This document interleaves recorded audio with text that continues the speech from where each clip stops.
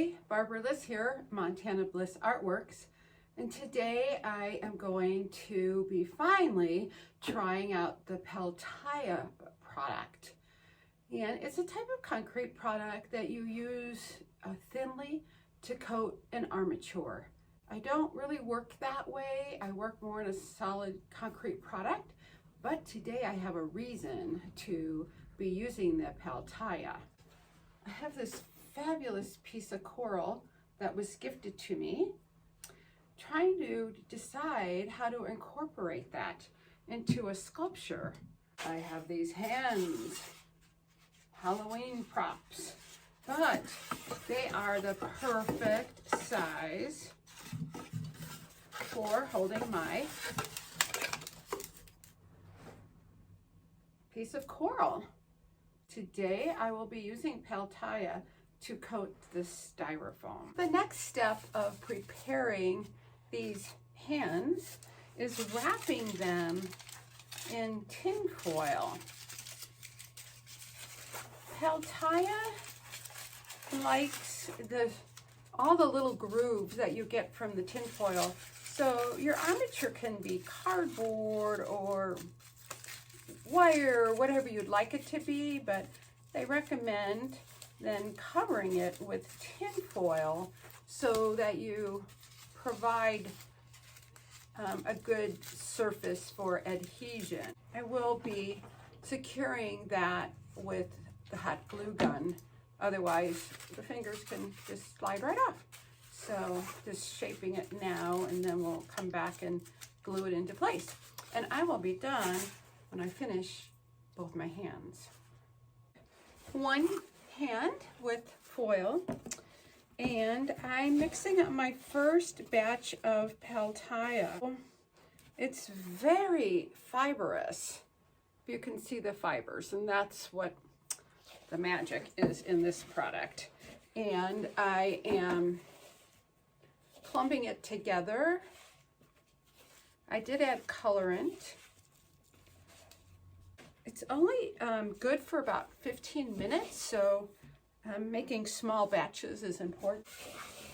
The recommended proportions is 4:1. My measuring cup I happen to have was 1/3 of a cup, so I used 4 of them, and 1/3 water, 2 teaspoons of colorant. This is a perfect example of what they showed. They do recommend that there be no shine, because that means there's too much moisture. I don't use fibers in my concrete mix because I don't want them sticking up when I am sculpting around eyes. It's so much more clay-like than concrete that I mix up, which is silica sand and Portland cement. That's how they show applying it.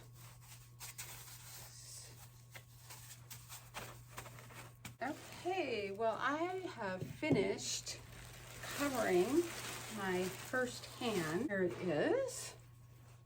It's no wonder it's a Halloween hand. What did I expect? It's proportionally not correct, but it still worked for me to try out the Pal Tiya and see how it worked. Working in small batches was critically important because indeed it doesn't last, sets up pretty quickly. Colorant was a 1/2 teaspoon per 1/3 cup. So when I reduced the third batch, I just reduced it by one of those 1/2 teaspoons of colorant. I mixed it up pretty quickly, so I covered it while I was mixing it, but I was able to, add the next layering in and attach it to the first one. Okay, a couple of times I wet my hands so that I had a little more moisture when I was blending. That was really nice. I don't know if I'll use it for my gorgeous piece of coral. It might be a Halloween decoration, but it was a great experiment, and I'll have to think about what I would want to use the Pal Tiya for again. hope that you learn something before you try using Pal Tiya, and don't give up on just trying Portland cement and sand first before you spend the money on using a product such as this. Thank you for watching, and see you next time for another product review. And if you're interested in more videos, please subscribe to my channel, Barberless Montana Bliss Artworks. Thank you.